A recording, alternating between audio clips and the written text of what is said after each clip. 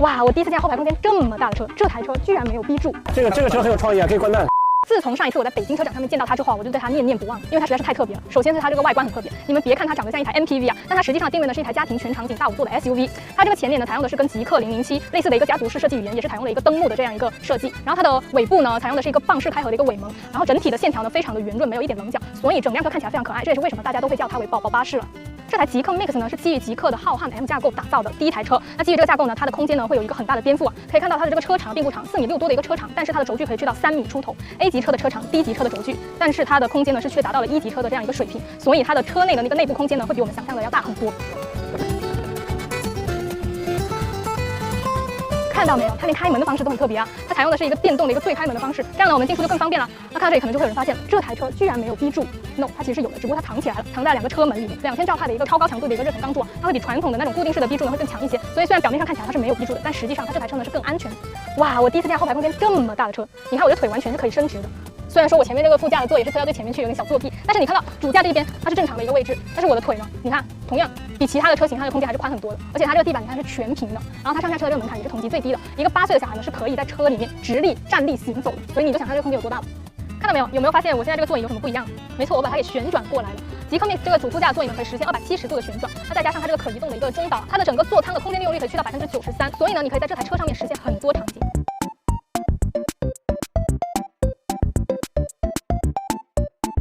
回过头，咱们再来看看它的智能座舱部分啊，可以看到它整体的一个车内的内饰是非常简约的，这也是我非常喜欢极氪的一点。然后在配置上面呢，这台车是搭载了一块13.02英寸的仪表屏，还有一块29英寸的抬头显示，然后这一块呢是15.05英寸的中控屏。它搭载的是高通骁龙8295的芯片，所以其实整体使用起来，它这个画面是非常流畅的。然后车辆的一些基本功能你都可以在这块屏里面去使用。然后它其实还是一块向日葵屏来着，它可以向主驾这边倾斜一定角度，同时也可以向副驾那边倾斜一定的角度，使用起来呢就会非常方便。然后座椅方面呢，它的前后排座椅都是有搭载座椅的通风加热按摩功能的。然后在材质这一块呢，它是比普通的一个 Nappa 也会更加柔软，更加有质感一些，所以乘坐起来它的感受呢，包括我刚才在后排的一个乘坐感受，都是非常舒适的。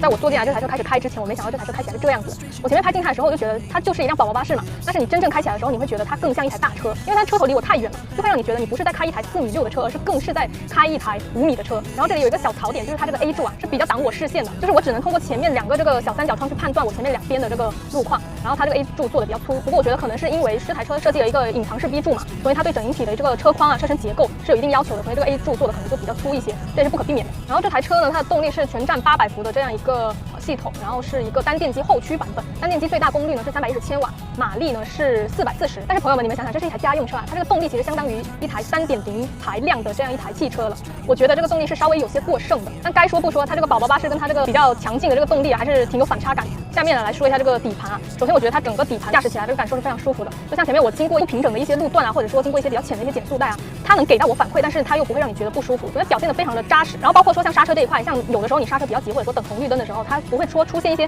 点头的情况。它这样的话，其实作为一台家用车来说，它是照顾到了无论是驾驶者也好，也是照顾到了后面的一些乘坐者的一些感受吧。所以总体来说，在公路上这段驾驶表现啊，我觉得作为一台家用车来说，它这个底盘是非常合格的。它的这个家用属性呢也是拉满了。那下面我们要去山路上面跑一跑，那边会有比较多的一些弯道，就我很期待它下面在弯道上面的一些表现。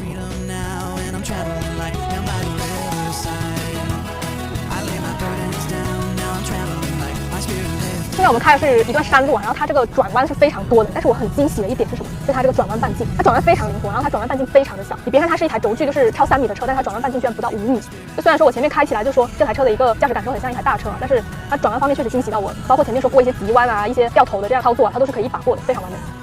其实无论是从市场上的家庭用车，还是这台极氪 Mix 来看啊，我们都可以明显的感觉到未来的一个家庭用车的一个趋势，大空间、可玩度高、可利用率高。那这次这台极氪 Mix 呢，也是给了我们很大的一个惊喜的。无论是从车门的一个创新方式啊，或者说内部空间的一个创新方式啊，确实有给到我们很眼前一亮的感觉。但最后啊，这台车到底能不能被市场所接受，还是得看消费者愿不愿意买单啦。